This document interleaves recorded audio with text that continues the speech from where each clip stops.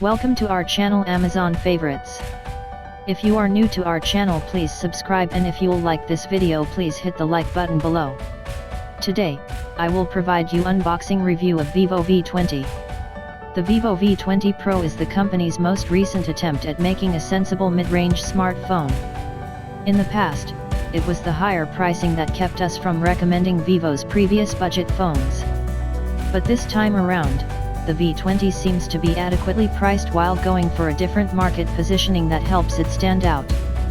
The Vivo V20 doesn't particularly impress with over-the-top specs, except that it has an AMOLED display, fast charging, and a good chipset. Its true strength, however, comes when you hold the phone. The handset is a true fashion statement with an unusual yet clean and premium design.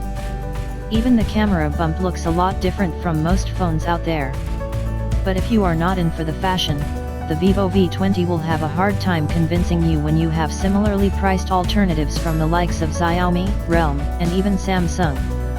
The former two are usually the ones you'd expect to offer the best bang for the buck, especially in India, where the Vivo V20 is aimed at. Still, in times where Android smartphones are constantly getting bigger, the lightweight, thin and compact Vivo V20 might win those of you who are after a more compact device. Has Vivo really found a niche in this particular price segment, and is the design its primary selling point? We'll try to find out in this review. Unboxing the Vivo V20. The device comes in a full retail box carrying not only the usual user manuals but also a protective, transparent silicone case to show off that good-looking chassis. There's also a pair of 3.5mm earphones as a bonus, and they look strikingly similar to Apple's good old EarPods. And, of course, there's the bundled 3.3W flash charge charger and the USB-A to USB-C cable for charging and data transfer.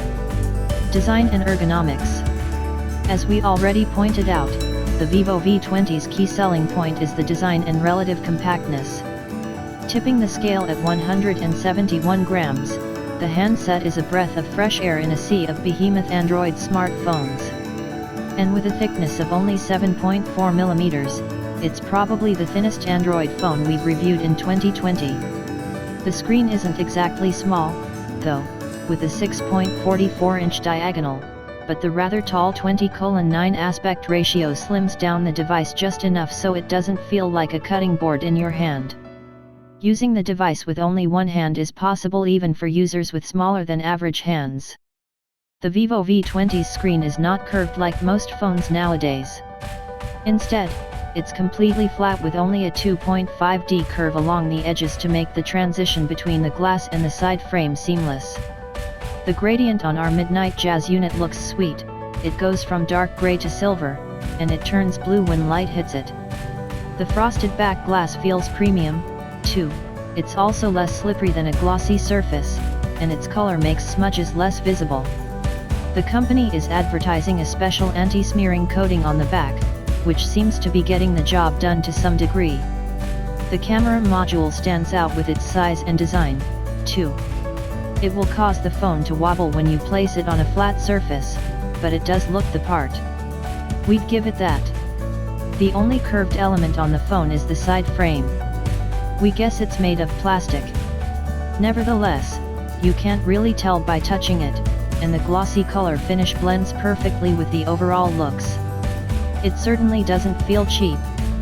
Looking at the bottom, we find a 3.5mm audio jack, the loudspeaker grill, and, of course, the USB-C connector.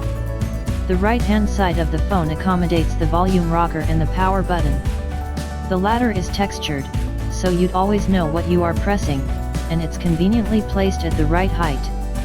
The SIM card tray is positioned on the left side of the frame. The phone is dual SIM, and it can also take a microSD card. Expectedly, the front is also made of glass, but not Gorilla Glass.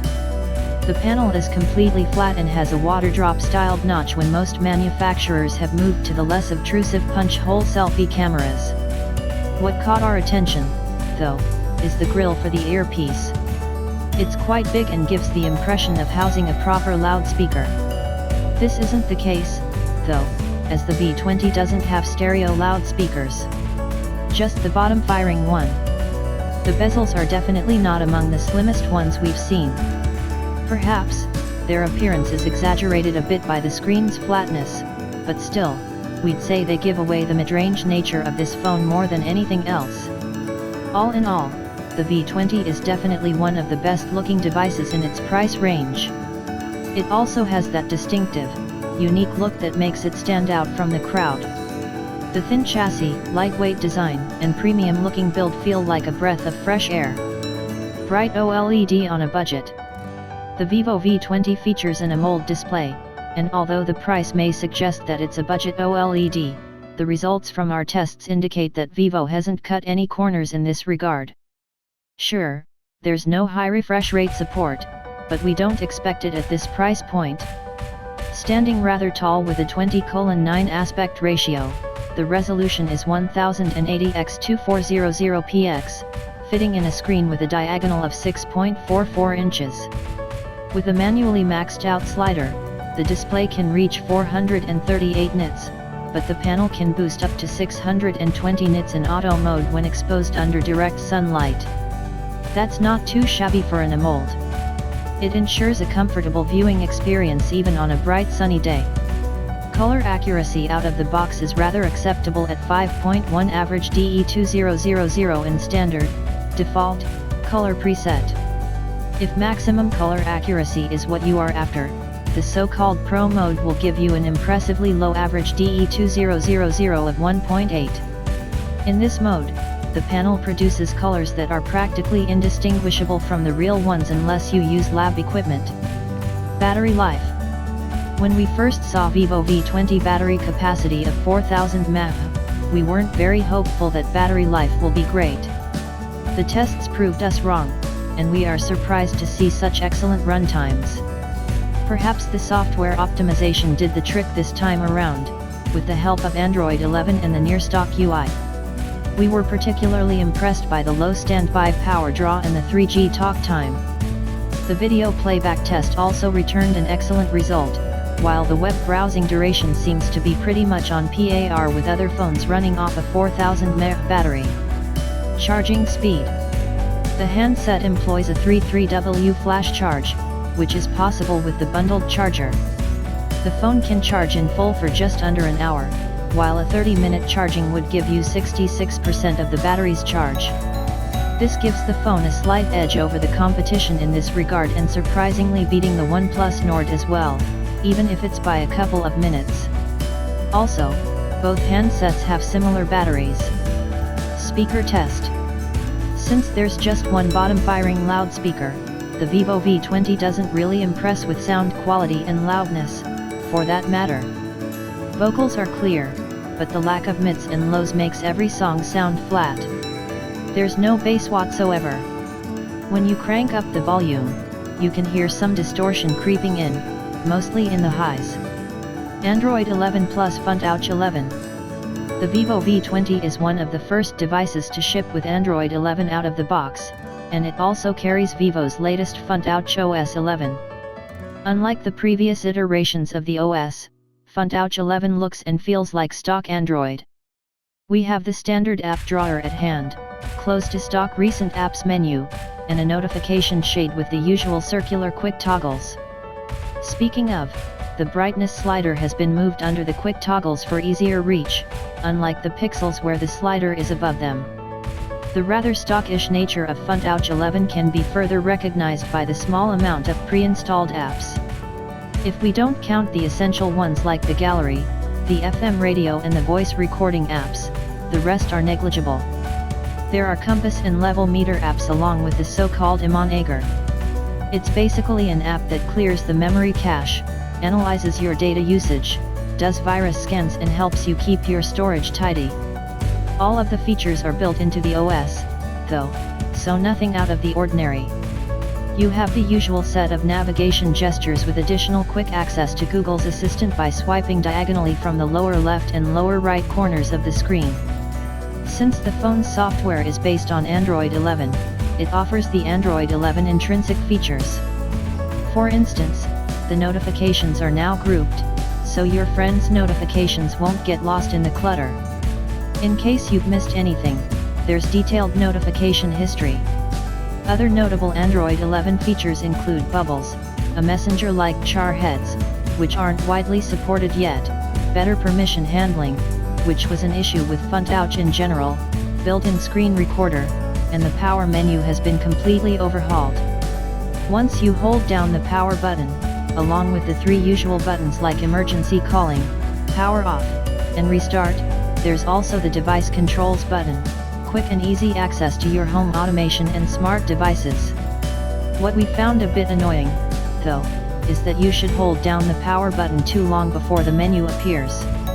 Now that we've got the Android 11 specific features out of the way, let's take a look at what FontOutch 11 has to offer. Interestingly enough, we found that most options concern aspects of the UI appearance.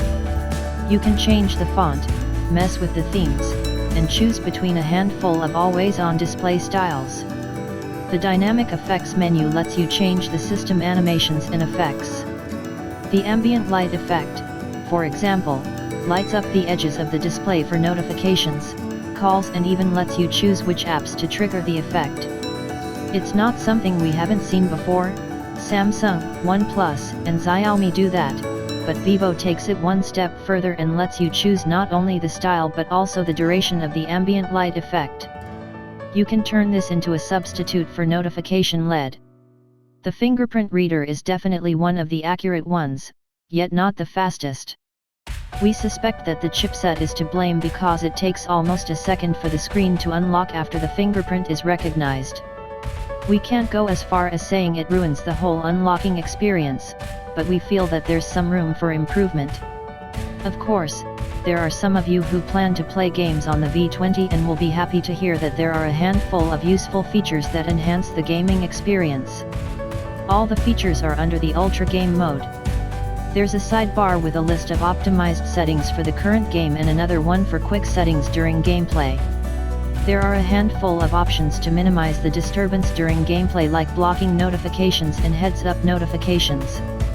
Some games may support the so-called esports mode that gives a boost to the hardware and also applies an adaptive refresh rate where available.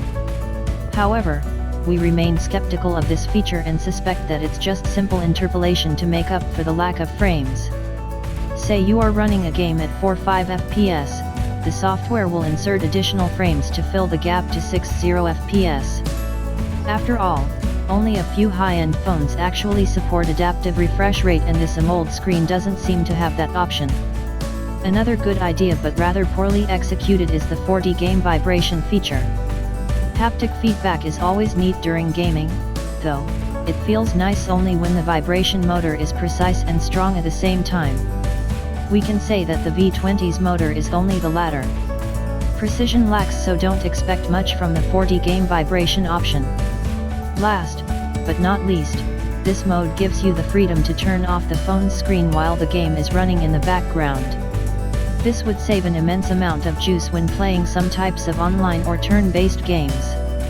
All in all, we really like the new FontOutch 11, and it signals a rapid change in how the company is looking at the OS. Going for the more vanilla aesthetics and user experience, Vivo might win over more fans in its markets outside China.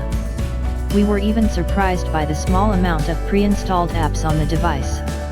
And performance-wise, FontOutch 11 feels smooth and responsive, so no complaints there too.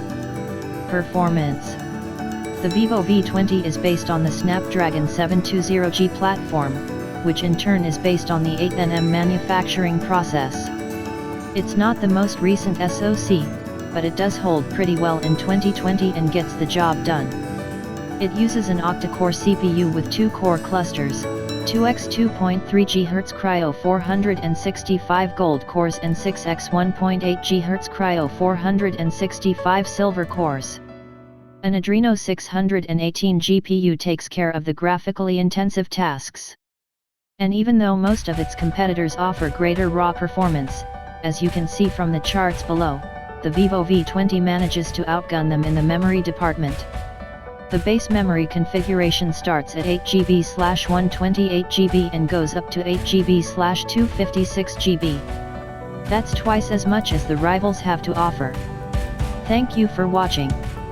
If you like this video, please subscribe and hit the like button below.